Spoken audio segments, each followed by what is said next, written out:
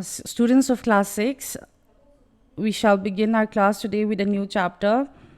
This will be your last chapter for this session. This is chapter number 14, Spring Quiet, a poem by Christina Rossetti.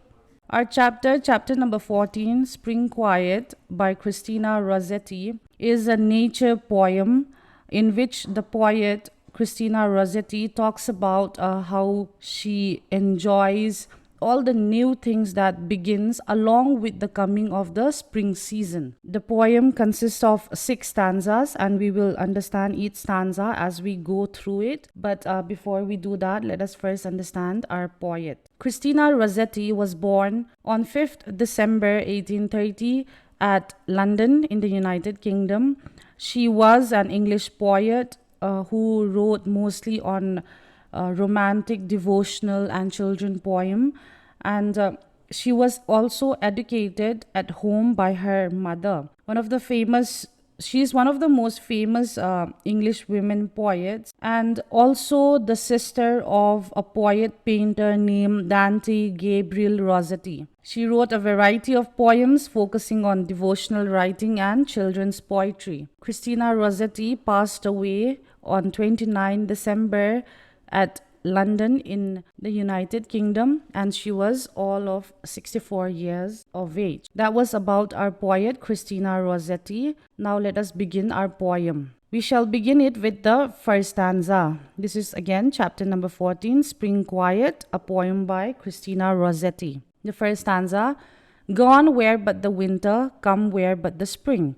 I would go to a covert where the birds sing. Here, let us first understand the first 2 lines. Gone where but the winter. So the poet here tells us that the winter season is now gone, has just gone. And come where but the spring. So spring is a season that comes after winter and just before summer. So she says that the winter is now gone and spring has arrived. Next lines.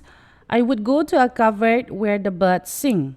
So, since the spring season has arrived, the poet says that she can now go to a covert. A covert is an area of low bushes and trees. It is more like a shaded part wherein a lot of bushes from trees that are around happen to form a sort of a canopy like structure. That is a covert. It's usually very shaded, very cool, and people, especially young children, tend to enjoy places like this. So the poet says that since the spring season has arrived, everywhere is hot, everywhere is all green, and there's these new buds and new flowers and new trees and new leaves forming, and these have formed a covert, and she would like to go there. And she also mentions that in this place birds also sing. So this is a very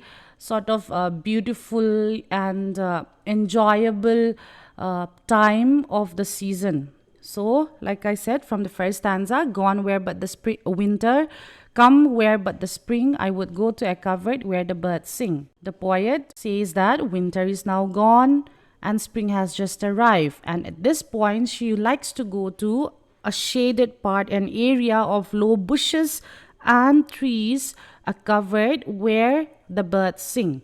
Now, in the next stanza, second stanza, we will see what kind of birds she is talking about in the first stanza. Where in the white thorn singeth a thrush, and a robin sings in the holy bush. So, in the first 2 lines, where in the white thorn singeth a thrush. So, a thrush is a type of a bird. It is a bird with a brown back and a spotted chest. So the chest area the bird has spotted colors on the chest area, and the back is all brown in color.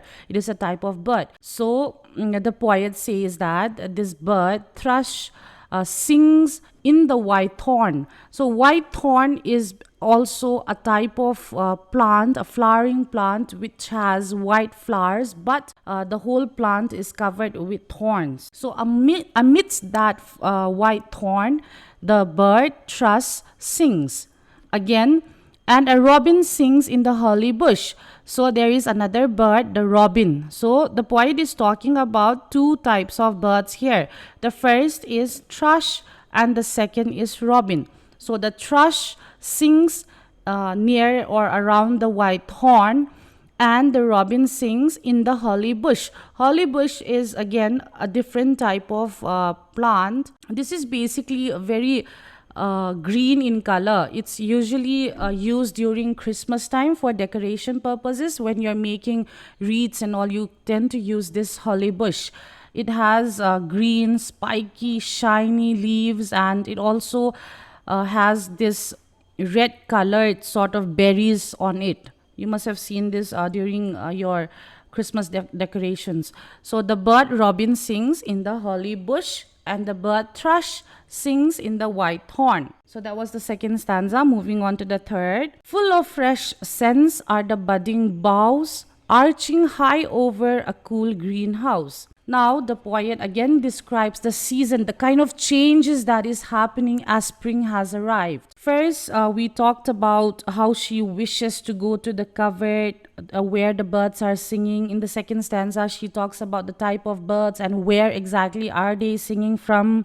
And then now in the third stanza, she also describes the scent of the air around her. She says that the place where she wants to go is full of fresh scents. Where is this scent coming from? Where is this fresh smell coming from?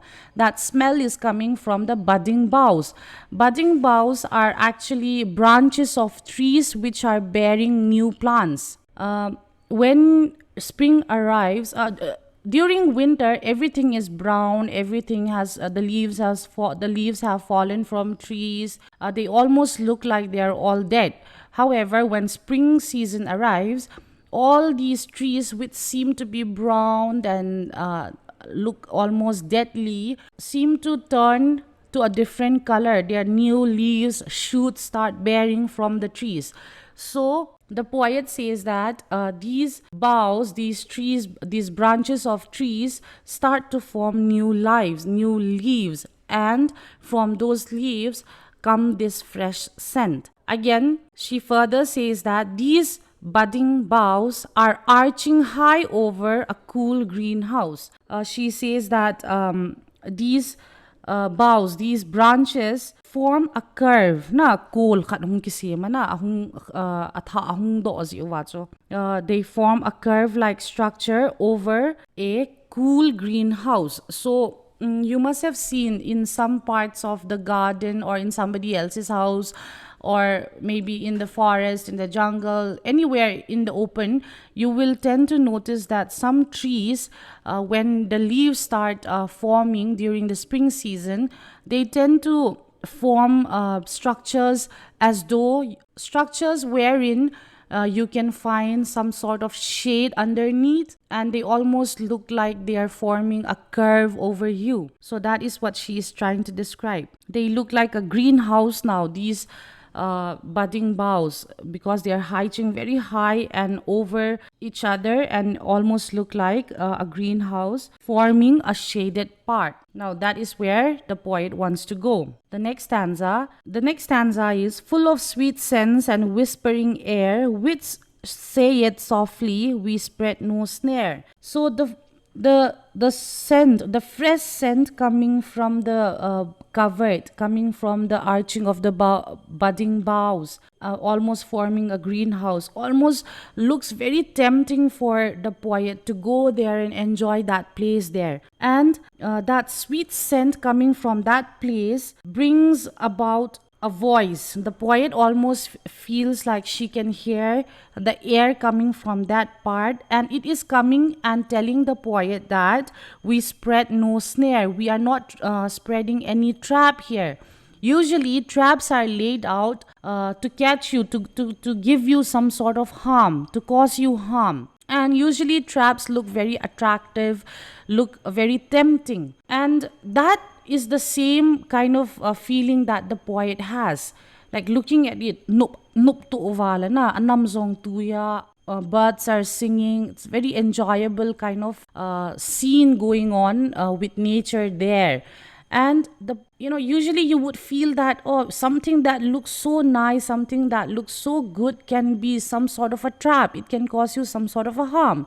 But the poet says that from that fresh scent coming from the covert, from the budding boughs, she can hear the air whispering in her ears and telling her that, do not fear us. We are not trying to cause you any harm. We are not setting up any snare here. Snare means trap. Again, the next stanza, the air continues to say that, here dwell in safety, here dwell alone, with a clear stream and a mossy stone. Now, the air is telling the poet. It's not literally telling, but the scene of the whole thing that is going on over there seems to tell the poet that come and stay here, dwell, live, come and live here in safety, in security. Come and feel safe here. You're not going to be harmed. Nobody is going to harm you here if you come and live here, come and stay here. Here dwell alone.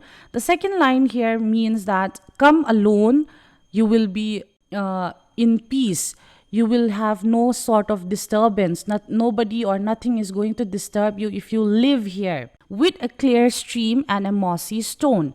So the whole scene of nature, the spring season's arrival, is inviting the poet to stay there in that covert, in that hidden area, in that shaded part where the poet can stay all by herself, where everyone can stay all by themselves, where there will be no disturbance, where nobody will harm you, and you will only enjoy a clear stream, a clear river, crystal clear. Tui thing set na vadung panga ahiza say chi tui thing yong namuding, and a mossy stone.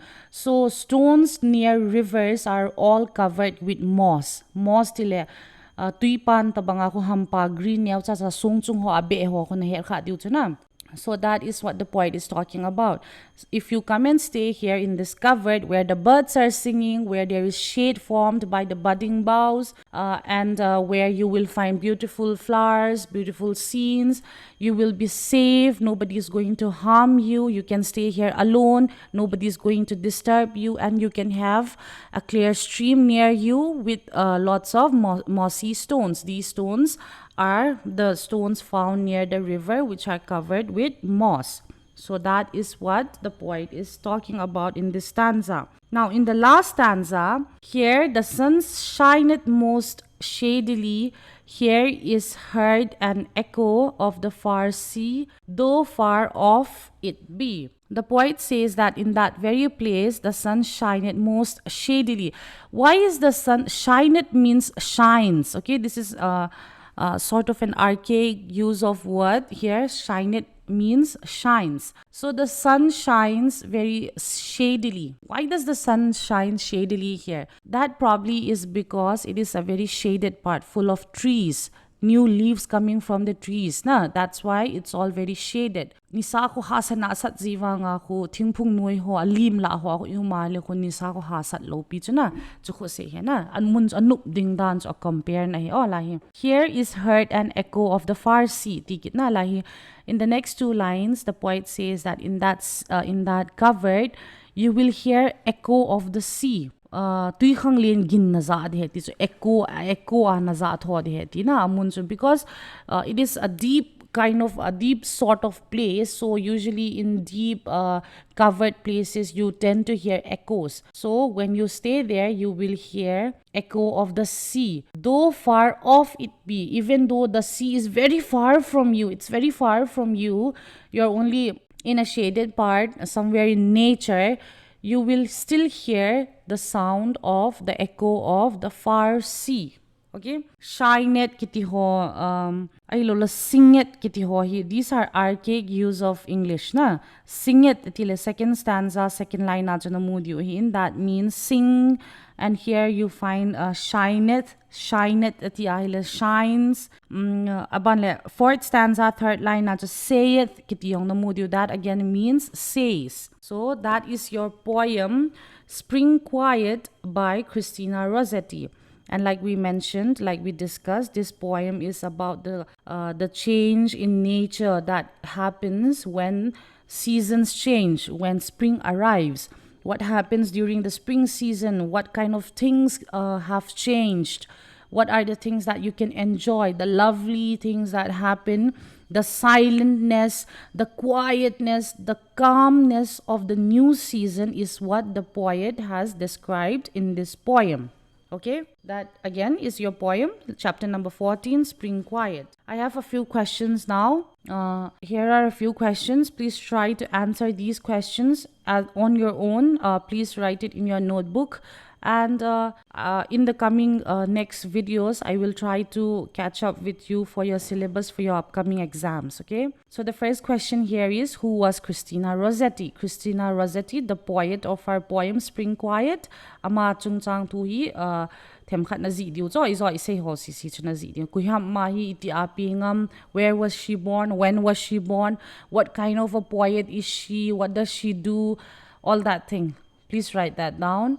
Now, what does a cool greenhouse mean? Here, a cool greenhouse, you will find this in the third stanza, last line of the third stanza, when the poet talks about the budding boughs forming a cool greenhouse. So here, a cool greenhouse probably could mean the cool green canopy formed by the arching boughs of trees. Na ting pung ho chu tam ta hung kai le lo greenhouse ko pyang. What is a greenhouse actually?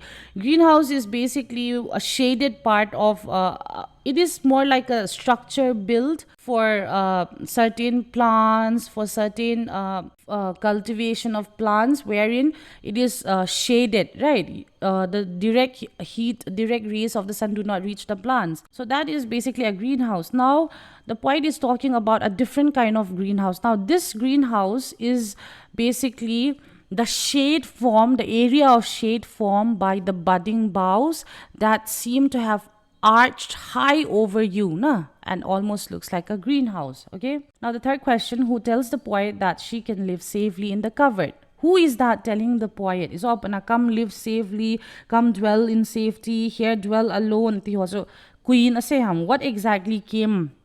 Something whispered to him, na? To her. You need to mention that.